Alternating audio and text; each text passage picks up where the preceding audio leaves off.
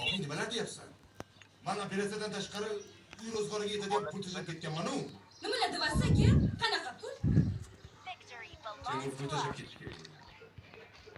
Ha.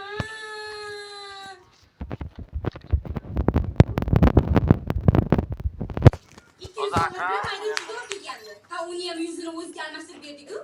Qancha? 200.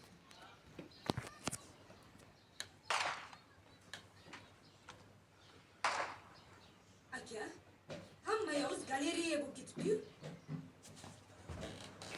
Ha. Shunday aka.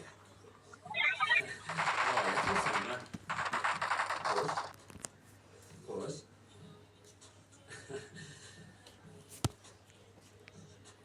Endi bizning xizmatimiz yulduzlarga, ba'zi nozik odamlarga xizmat ko'rsatish. Endi o'zingizdan qoladigan gap yo'q aka. Meni yigitlarim doim formada, professional sportsmenlar.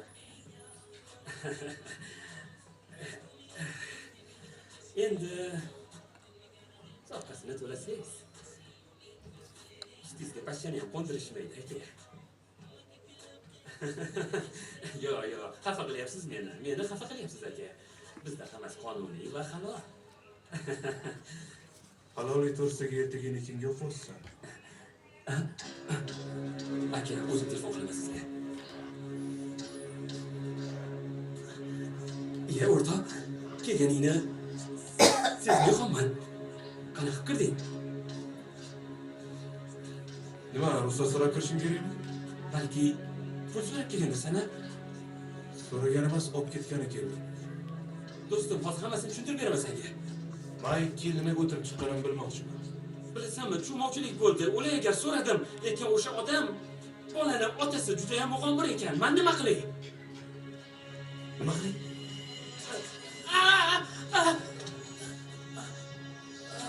Bilardi onamni ko'rib o'tganman.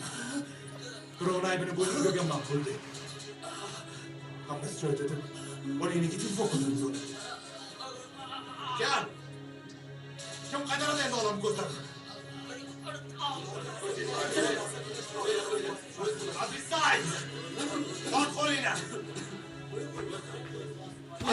Sen menga o'sha ablah yana bir ishga qildi. Otasi bunga chidolmay o'lgan. O'zi bo'lsa qayerdadir g'oyib bo'libdi. O'rinoq. O'smanda ham yerda ham yo'q, topa olmadim. Nimaga? Tinchlikmi? Assalomu alaykum. Keling. Va alaykum. Mana ishingiz bormi aka? Yo'q. Mana u yigitga yaqin. Ha, tushirib ketishdimi? Nima deganingiz bu? Qilgan xizmatimga yarasha pul olmabsan. Nima, pulim bermoqchimisiz? Ularni topganing bilan pulingni ololmaysan. Odam o'ldirib